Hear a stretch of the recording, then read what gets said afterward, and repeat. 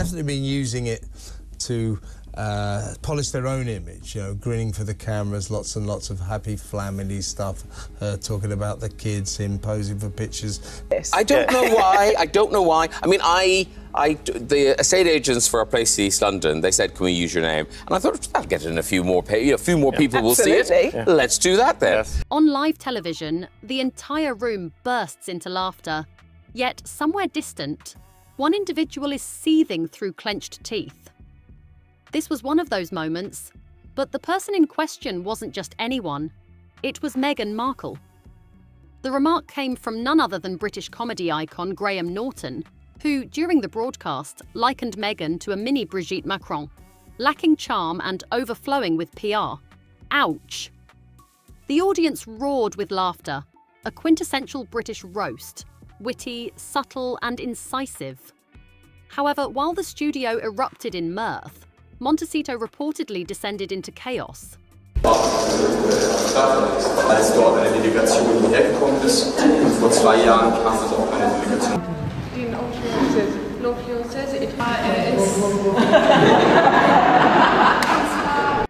Meghan was furious, her team scrambling as her meticulously crafted public persona began to fracture in real time. Now, let's rewind for a moment.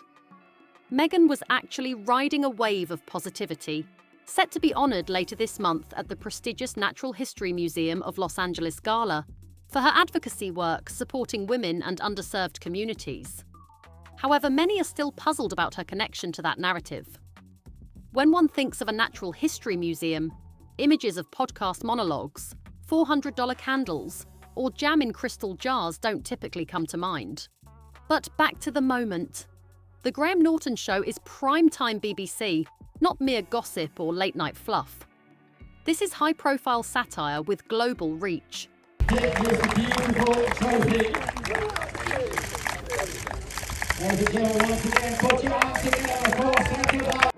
Graham didn't merely mention Meghan. He aimed a precise joke at her, comparing her to Brigitte Macron.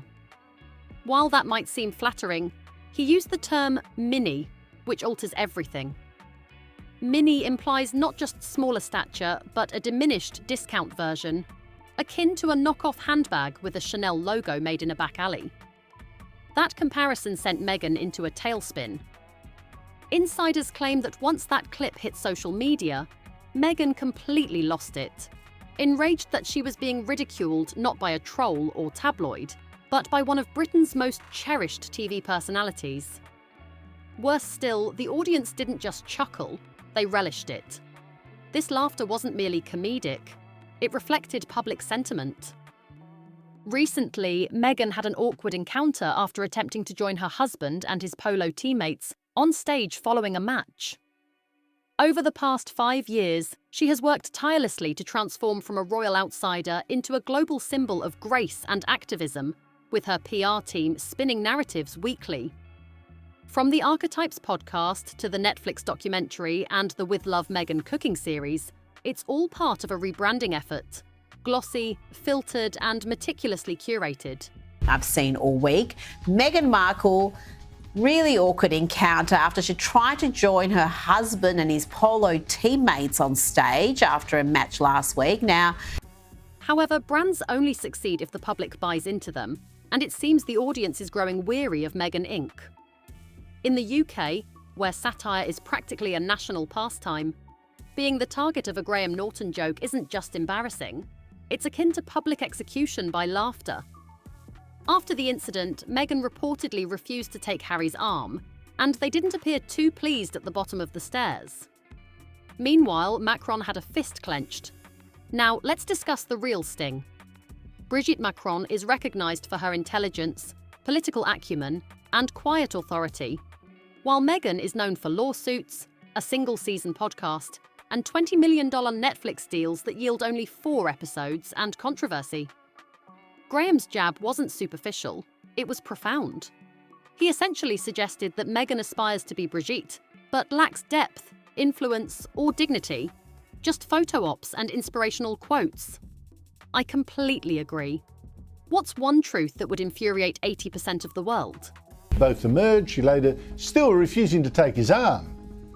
And then they didn't look too happy at the bottom of the stairs either. In fact, Macron had a fist clenched. Well, most things I say tend to do that. I enjoy provoking people. But the truth is, I often introduce myself as the controversial Piers Morgan, and Meghan knows it. That's why this cut deeper than anything Piers has ever said. This wasn't the malicious press or some royal critic. This was mainstream mockery from someone adored by the very audience Meghan seeks to win over. Word has it that her PR team immediately went into damage control mode, reaching out to media contacts to clarify the context of the joke. But what context is needed when an entire nation just laughed at your expense? Some sources close to the Sussex camp reportedly fell silent, recognising that there's no salvaging this situation. No press release, no Instagram post, no Spotify rant can undo that moment. You could sense the desperation, especially with the timing of the LA Gala Award announcement suspiciously coinciding with the trending Graham Norton debacle. Almost as if they were attempting to pivot the headlines from Meghan becomes the punchline of the year to Meghan honoured for empowering women. I don't know if that's true or not, but if you tell yourself that over and over, I feel like you're going to attract that. Totally agree.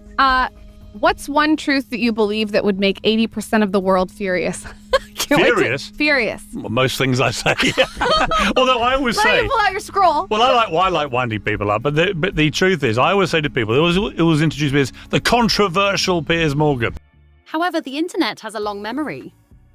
People began questioning what Meghan has done for underserved communities lately, donating meals during California wildfires, posing with local nonprofits, while photographers just happened to be present, and hosting a cooking show criticised as shiny on the outside, but hollow within.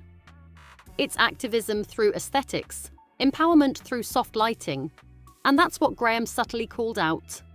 No matter what meal is presented, he always adds salt before tasting. The subtext was everything Meghan isn't. A threat, royalty, or even a serious figure in Hollywood. She's merely a lifestyle influencer with a tiara. When laughter is directed at you rather than with you, especially on a show like Graham Norton's, it signals a slip into parody.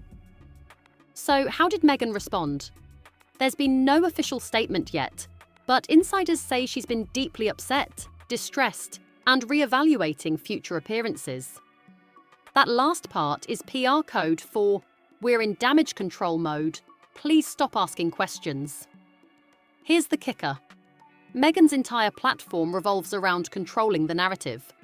She selects interviews, pre-approves questions, and releases Spotify podcasts with carefully edited audio. But with comedy and satire, control is impossible, and that terrifies her. Who, no matter what meal is put in front of him, before he tastes it, puts salt on. So I try to undersalt. In satire, the truth emerges without filters, flattering angles, or charity galas to hide behind. Just raw public perception, which currently isn't in her favour. Yesterday, the couple toured the World Trade Center site, including the observatory at One World Trade and the September 11th Memorial. Yet she moves as if she believes she's untouchable. The private jets, the hand-delivered roses to reporters, the carefully timed insider exclusives about her motherhood journey, coinciding with negative headlines. It's all transparent, but this time the usual tricks aren't working. Why? Because once the spell is broken, once the public decides you're trying too hard, no amount of glossy lighting can fix it. You become uncool, and in the celebrity world, that's a death sentence. What happens next? Will Meghan double down again, launching another podcast with titles like Healing Through Ambition or Manifesting Meghan? Or will she finally step out of the spotlight and do something genuine? Honestly, if she had a wise advisor, and let's be clear, she probably doesn't anymore, they'd suggest she disappear for a while. Not forever, but long enough to rebuild credibility. Of all the questions we had, the one that came up most often was, ask Benedict to say the word penguin. What is this about? Well, apparently I got it wrong repeatedly in a documentary.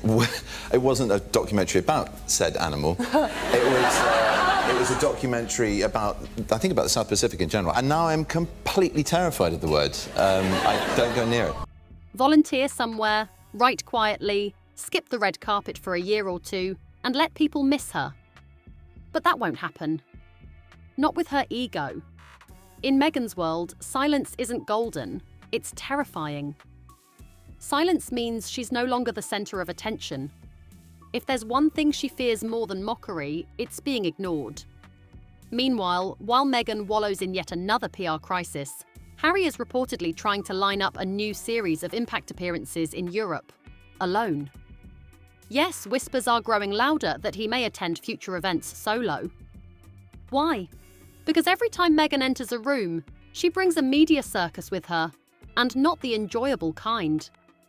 This isn't just about image anymore, it's about viability. Meghan was banking on becoming a lifestyle mogul, but if every launch is overshadowed by controversy, every speech scrutinised for hypocrisy, and every appearance memed into oblivion, how can you build a brand on that? Morning, and yesterday the couple toured the World Trade Center site, including the observatory at One World Trade and the September 11th Memorial. You can't. You fade away. As she fades, it becomes evident. Meghan Markle didn't lose due to racism, press bias, or royal cruelty, though those issues exist in the broader context. She lost because she mistook the world for an audience that owed her applause. She confused storytelling with truth. She believed a platform equated to power, but power only endures if the public buys what you're selling. Right now, nobody's buying. So she'll attend the gala, don a cream-coloured power suit, and flash that rehearsed smile. She'll hold a glass of rosé, pose in front of a wall of faux greenery with words like live, laugh, love, rearranged into some pseudo-feminist mantra. She'll collect the award, deliver warm platitudes, post a carousel, and pretend everything is fine. But behind the scenes, Meghan Markle knows what we all just witnessed. The moment her media persona crumbled under the weight of its own performance. No scandal, no leak, just one perfectly timed joke and a room full of people who didn't flinch. That's the essence of authenticity. It doesn't require defense. In the end, Meghan never grasped that you can buy the dress, write the speech, surround yourself with sycophants, and stage every photo op. But if the audience doesn't believe you, the lights dim, the show concludes, and the laughter, real and unbothered, becomes the final review. What do you think? Was this Meghan's final curtain call, or does she have one last PR twist up her sleeve? If you're still with me, hit that like button so the algorithm knows we're not sipping the royal Kool-Aid. Drop a comment below. Is Meghan misunderstood, overplayed, or simply out of touch? If you enjoy deep dives with a bit of bite, don't forget to subscribe. More receipts, more reality checks, and more unfiltered tea are coming your way. See you in the next one.